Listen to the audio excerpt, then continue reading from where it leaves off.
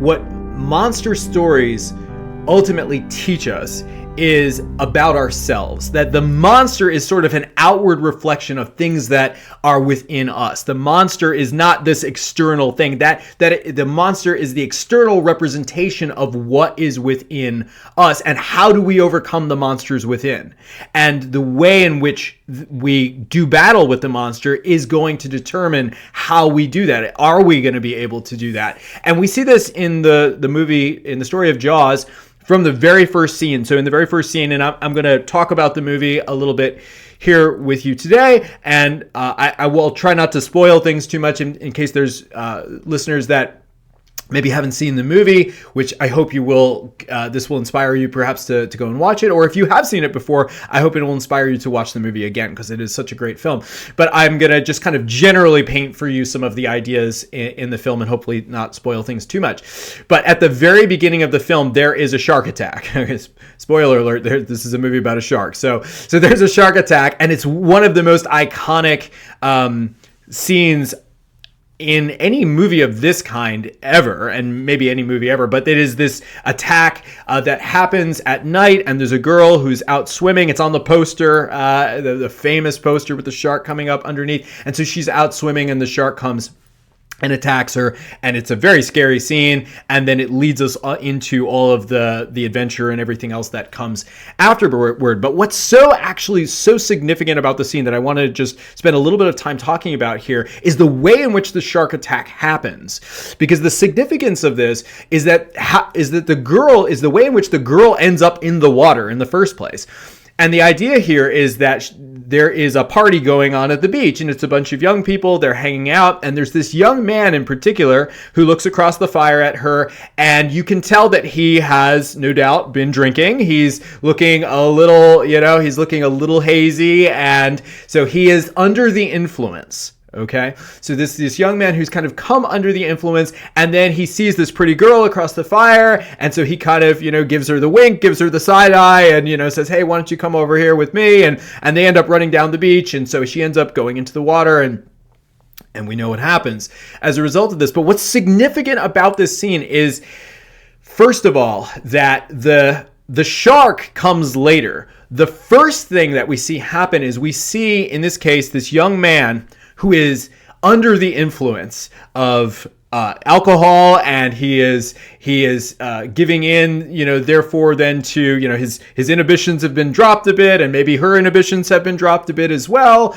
And so next thing you know, we've got, this kind of sexual attraction going on where he sees this pretty girl, and the next thing you know, they're going off down the beach. And so the first thing that we see is a character, a young man who is giving into, or has been, you could say, overwhelmed by, who is under the influence of these kinds of primal instincts, these kinds of inner powers, these urges, these things, whether they are, in this case, the drinking, or whether it's the sexual urge, or whatever these kinds of things might be, he has come under the influence. And so his better judgment has been sort of pushed aside, and he's just going with his gut, right? He's just acting out of his pure instinct. And this is what the story is about, because it's significant that the monster in the story is a shark. The idea of a very ancient creature that goes way, way back into the primordial past, and awakens these kinds of primal fears inside of us. There's a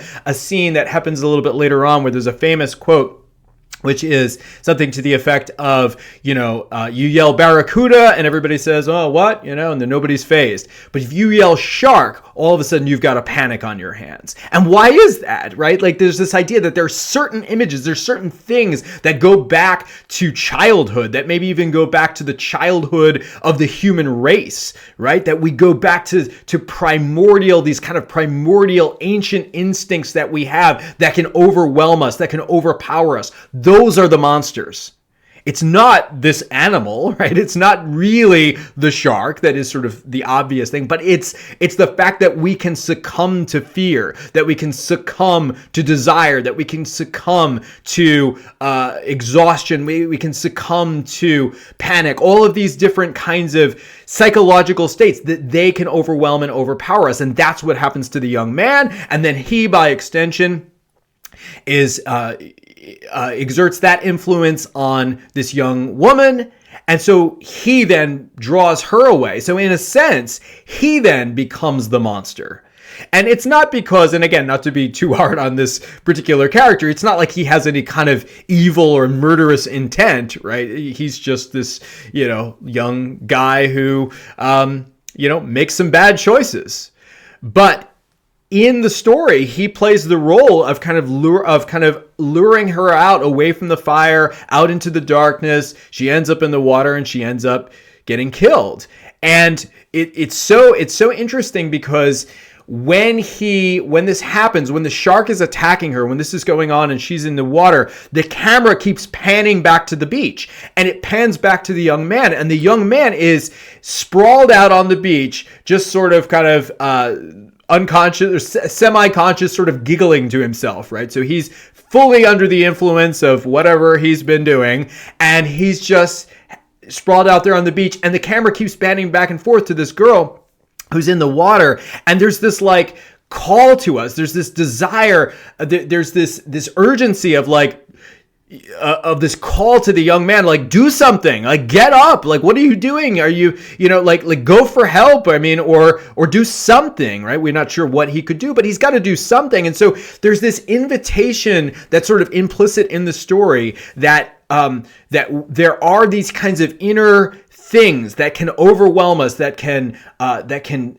cause us to succumb, that can pull us down, that can consume us if we're not careful, but that in those kinds of experiences, even in those moments, there is an opportunity for us to rise to the call to heroism. There's this call to become the hero, to do what is needed, to, even as they are kind of out in the darkness or out on the ocean, sort of away from the firelight, away from safety, there is still this moment where he could rise to this call, but instead he's sort of succumbs. There's an aspect of this too that involves us as the viewer, which is really fascinating. And that is that while the girl is in the water, so as they go off together, she ends up going into the water, and the implication is that she's naked, right? So she's skinny dipping in the ocean, which of course, if you're watching this as, a 13 or 14-year-old kid, that's all very exciting, right? So it's like, hey, there's, we're 5 minutes into this movie and there's like, hey, there's a girl in the water and she's not wearing anything. And so you start watching a little bit more closely, and there's that aspect to it. But what happens here, and this is really significant, what happens here is then the camera begins to take on the point of view of the shark. We become the shark. And as the shark is getting closer, this is before she gets attacked, as the shark is getting closer and closer to the girl and she's in the water, we see the silhouette of her in the water. And of course, it's dark, we can't make anything out too much, but we're getting closer and closer and closer. And there is this implication, there's this little bit of a sense as you're watching this of almost like a little bit of a voyeurism. There's a little bit of a sense of us taking on almost a kind of predatory perspective a little bit here, right? Like we are in the shark's POV and we're getting closer and it's like, oh, well, there's this naked girl and we're kind of looking and we're getting closer and closer. And then suddenly the shark attacks and it's horrific. But there's almost this little bit of a slightly guilty feeling that you get from this of like, we were the shark. We were the predator for a moment there. There's this sense of like, oh, is the monster actually the shark? Or is it the young man on the beach?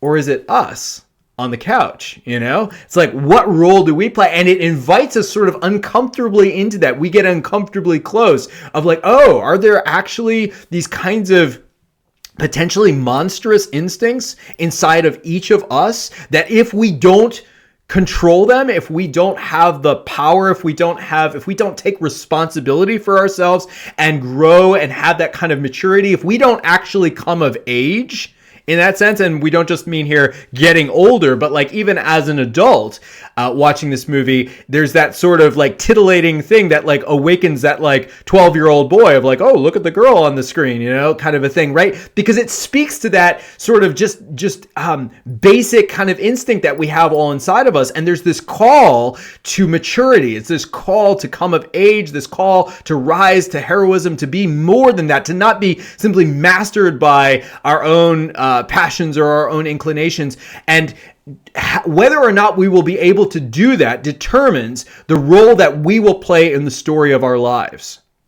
This idea of, will I be merely a bystander, or perhaps even a victim, or even a monster, right? Would I even take on the role of the monster, or will I become the hero? Will I be able to overcome those things, overcome the fear, overcome the desires, overcome all of these instincts, and actually be more than that? And like that, in a nutshell, is what the story is. And I think that this is the kind of story that we need so much, even in our culture today. We need stories that teach us how to become heroes.